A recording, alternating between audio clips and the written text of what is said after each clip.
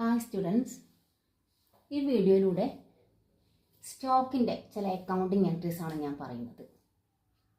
Stock means goods purchased for sale, സാധനം വിൽക്കാൻ വേണ്ടി വാങ്ങിയ ഗുഡ്സാണ് നമ്മൾ സ്റ്റോക്കായിട്ട് പറയുന്നത്.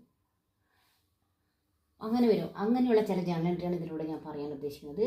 ഫസ്റ്റ് വരുന്നത് goods given as charity or goods donated. Stock അല്ലെങ്കിൽ ഗുഡ്സ് ചാരിറ്റബിൾ പർപ്പസിന് കൊടുക്കുക, ദാനം ചെയ്യുക. അങ്ങനെ വരുവാണെങ്കിൽ അത് ബിസിനസ്സിന് എക്സ്പെൻസ് അല്ലെങ്കിൽ ലോസ് ആയിരിക്കും. അതിലൂടെ അത് സെയിലല്ല വരുന്നത്, വിൽപ്പനയല്ല വരുന്നത്, ലോസ് അല്ലെങ്കിൽ എക്സ്പെൻസ് ആണ് വരുന്നത്. അപ്പോൾ അത് ബിസിനസ്സിന് അത് പർച്ചേസ് ചെയ്ത ഗുഡ്സ് നിന്നാണ് അത്രയും സാധനങ്ങൾ എടുത്ത് കൊടുക്കുന്നത്. അപ്പം ജേണൽ എൻട്രി വരുന്നത് charity or donation account debtor to purchase.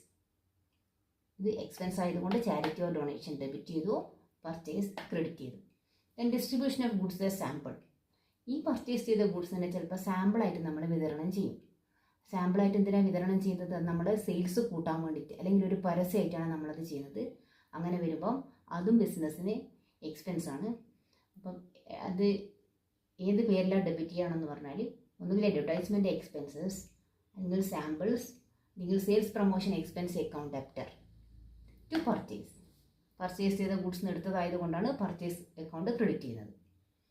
ചിലപ്പോൾ ഇങ്ങനെ വാങ്ങിയ ഗുഡ്സ് സ്റ്റോക്ക് ചിലപ്പം നഷ്ടപ്പെട്ടു പോകാം, തീ പിടിച്ചിട്ടോ അല്ലെങ്കിൽ കളവ് പോയിട്ടോ. അങ്ങനെയാണെങ്കിൽ loss of stock by theft or fire അങ്ങനെ വരുവാണെങ്കിൽ ജേണൽ എൻട്രി അതും ബിസിനസ്സിന് നഷ്ടമാണ്. Loss of stock by theft or fire account debtor to purchases. അപ്പോൾ ഇതൊക്കെ ഇത്രയും എമൗണ്ട് പർച്ചേസ് ചെയ്ത ഗുഡ്സിന് കുറയാ ചെയ്യുന്നത്, അതുകൊണ്ടാണ് പർച്ചേസ് ക്രെഡിറ്റ് ചെയ്തിട്ടുള്ളത്. നെക്സ്റ്റ് വരുന്നത് ചിലപ്പോൾ ഈ നഷ്ടപ്പെട്ട ഗുഡ്സ് ഇൻഷുർ ചെയ്തിട്ടുണ്ടായിരിക്കും, ഇൻഷുറൻസ് കമ്പനിയിൽ ഇൻഷുർ ചെയ്തിട്ടുണ്ടായിരിക്കും. അങ്ങനെ വരുമ്പോൾ നഷ്ടപ്പെട്ട് കഴിഞ്ഞാൽ നമ്മൾ ഇൻഷുറൻസ് കമ്പനിയിൽ ഒരു ആപ്ലിക്കേഷൻ കൊടുക്കും ക്ലെയിമിന് വേണ്ടിയിട്ട്.